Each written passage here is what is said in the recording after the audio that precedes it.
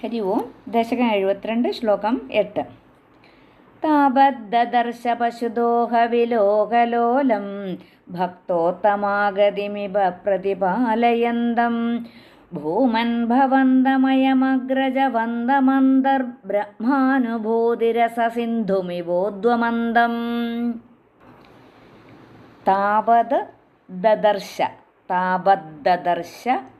പശുദോഹ വിലോകലോലം.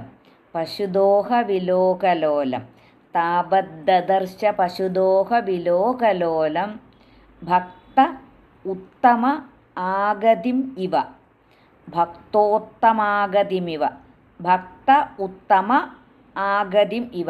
ഭക്തോത്തമാഗതിമിവ പ്രതിപാലയന്തം. ഭൂമൻ ഭവന്തമയം അഗ്രജവന്തമന്തർ. ഭൂമൻ ഭവന്തമയമഗ്രജവന്തമന്തർ ബ്രഹ്മാനുഭൂതി രസ സിന്ധുമിവ ഉദ്വമന്തം. ബ്രഹ്മാനുഭൂതിരസ സിന്ധുമിവോദ്വമന്തം. താവദ്ദർശ പശുദോഹവിലോകലോലം ഭക്തോത്തമാഗതിമിവ പ്രതിപാലയന്തം ഭൂമൻ ഭവന്തമയമഗ്രജവന്തമന്തർബ്രഹ്മാനുഭൂതിരസ സിന്ധുമിവോദ്വമന്തം. ശ്ലോകം 8 അന്വയവും അർത്ഥവും.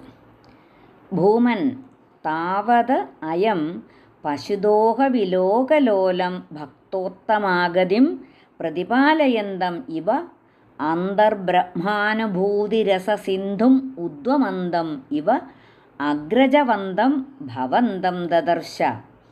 ഭൂമൻ സംബോധന.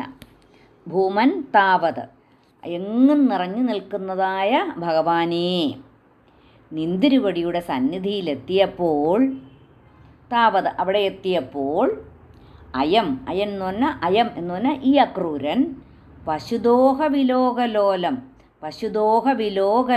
ആ പശുവിനെ കറക്കുന്നത് നോക്കിക്കാണാനായിട്ട് കൊതിപൂണ്ട് നിൽക്കുന്നവനും. ഭഗവാൻ പശുവിനെ കറക്കുന്നത് നോക്കി നിൽക്കുകയാണിങ്ങനെ, അതിലിങ്ങനെ ആസ്വദിച്ച് നിൽക്കുകയാണ്. പശുദോഹവിലോകലോലം ഭക്തോത്തമാഗതി, പരമഭക്തനായ അക്രൂരൻ്റെ ആ ആഗമനത്തെ, ആ വരവിനെ പ്രതിപാലയന്തം ഇവ പ്രതീക്ഷിച്ചു കൊണ്ടിരിക്കുവാണോ എന്ന് തോന്നും വണ്ണമുള്ളവനും. അപ്പോൾ അത് ഭട്ടതിരിപ്പാട് പറയുന്നതാണത്. അപ്പോൾ ആ പശുവിനെ കറക്കുന്നത് നോക്കി നിൽക്കുകയാണ്, കൊതിപൂണ്ട് നോക്കി നിൽക്കുകയാണ്. എന്നാലോ ആ പരമഭക്തനായ അക്രൂരൻ്റെ വരവിനെ പ്രതീക്ഷിച്ചു കൊണ്ടിരിക്കുന്നവനോ എന്ന് തോന്നും വണ്ണമുള്ളവനും അന്തർബ്രഹ്മാനുഭൂതിരസ സിന്ധും ഉദ്വമന്തം ഇവ. ആ ഉള്ളിൽ നിറഞ്ഞു കവിഞ്ഞ ബ്രഹ്മാനുഭൂതി, ആ ബ്രഹ്മ ആസ്വാദരസാർണവത്തെ പുറത്ത് പ്രകാശിക്കുന്നവനോ എന്നു തോന്നും വണ്ണം പ്രശോഭിക്കുന്നവനും ആയ അഗ്രജവന്തം ഭവന്തം ദദർശ. ബലരാമസഹിതനായ അഗ്രജവന്തം എന്ന് പറഞ്ഞാൽ മൂത്തയാൾ, ആ ബലരാമനാണല്ലോ. അപ്പോൾ ആ ബലരാമസഹിതനായ ഭവന്തം ദദർശ, നിന്തിരുവടിയെ ദർശിച്ചു. ഓ അല്ലയോ ഭഗവാനെ, അക്രൂരൻ ആ ഗൃഹത്തിലവിടെ എത്തിയപ്പോഴേക്കും എന്താണ് കണ്ടത്?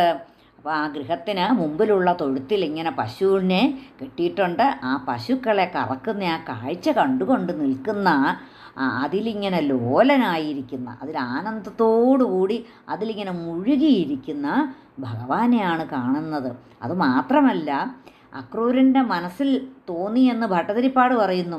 ആ ഭക്തന്മാരിൽ ഉത്തമനായിരിക്കുന്ന, വകയ്ക്ക് ഇളയച്ചനാകുന്ന അക്രൂരൻ്റെ ആ വരവിനെ പ്രതീക്ഷിച്ചിരിക്കുകയാണോ എന്ന് തോന്നുമാറ് ആ പശുക്കളെ ഇങ്ങനെ കറക്കുന്നത് നോക്കി ഭഗവാൻ ആ ബലരാമനോട് കൂടി നിൽക്കുന്നതാണ് കണ്ടത്.